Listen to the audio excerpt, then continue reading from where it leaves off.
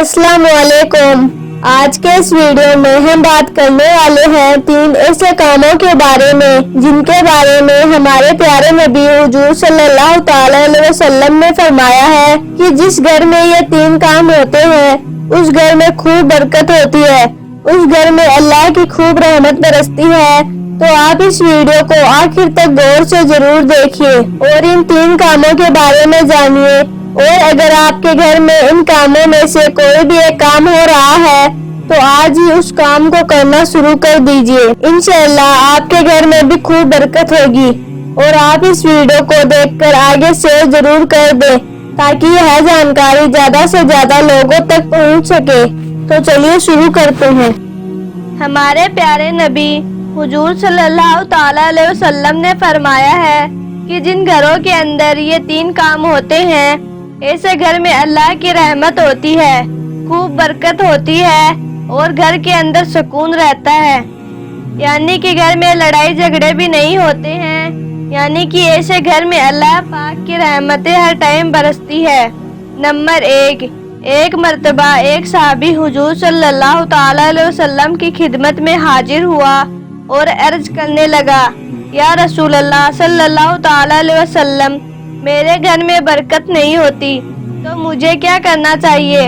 हमारे प्यारे नबी हुजूर सल्लल्लाहु ताला अलैहि वसल्लम ने इरशाद फरमाया, अपने घर के दरवाजे पर पर्दा लगा दो। उस सहाबी ने वैसा ही किया और अपने घर में पर्दा लगा दिया। उसके कुछ दिनों के बाद वही सहाबी फिर से हुजूर की बारगाह में हाजिर हुआ और अर्ज करने लगा, या रसूल अल्लाह सल्लल्लाहु ताला अलैहि वसल्लम, अब मेरे घर में खूब बरकत होने लगी, मगर मुझे एक बात समझ नहीं आई कि बरकत और अल्लाह की रहमत से पर्दे का क्या ताल्लुकात है।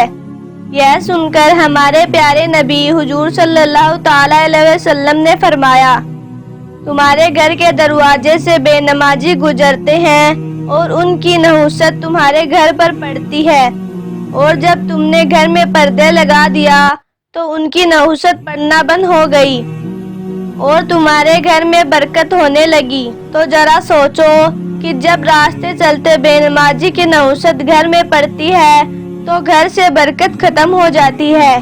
तो फिर जिस घर में बेनमाजी होता है उस घर में अल्लाह की रहमत कैसे होगी?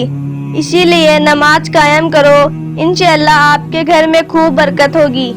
नंबर 2, एक मर्तबा एक सहाबी हुजूर की बारगाह में हाजिर हुआ और अर्ज किया कि या रसूल अल्लाह सल्लल्लाहु ताला अलैहि वसल्लम, हमारे घर में और हमारी रोजी रोटी में बरकत नहीं होती।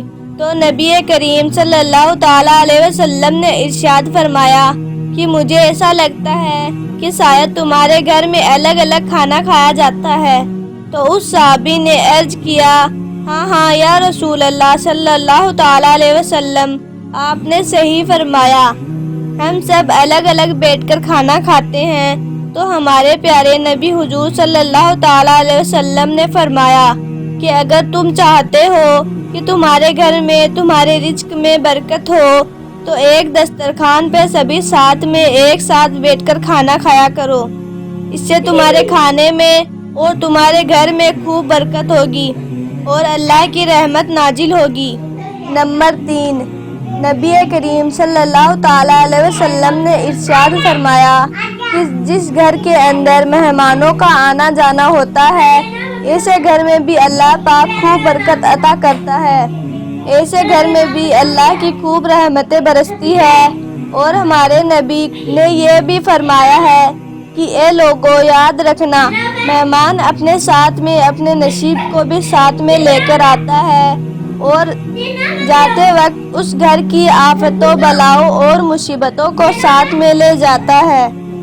तो आप इस बात का भी खास ख्याल रखें कि आपके घर से कोई मेहमान नाराज होकर ना जा पाए।